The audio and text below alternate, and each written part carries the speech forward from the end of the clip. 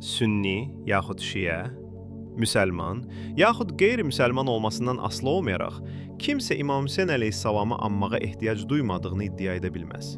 Çünki Həzrət Hüseyn ibn Əli bəşəriyyətə müxtəlif miqyaslarda dəyərləndirilə biləcək örnəyə bəyanatlar, davranışlar və məktublar təqdim etmişdi.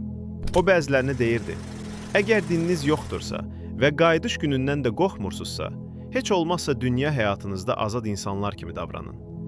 Fikir azadlığı ilə bağlı bu çağırış onu göstərir ki, Kərbəla inqilabında insan hüquq və azadlıqlarına diqqət danılmazdı və bir şəxs yaradılışın mənşəyinə və məada inanmasa belə, təməl insan hüquq və azadlıqlarına inanması labüddür.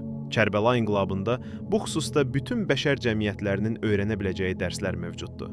Beləliklə, kimsə Kərbəlanı, onun çağırışlarını xatırlamağa möhtac olmadığını düşünməməlidir və heç bir alim, mütəfəkkir Aşuranın bələdçiliyinə ehtiyacdan azad deyil.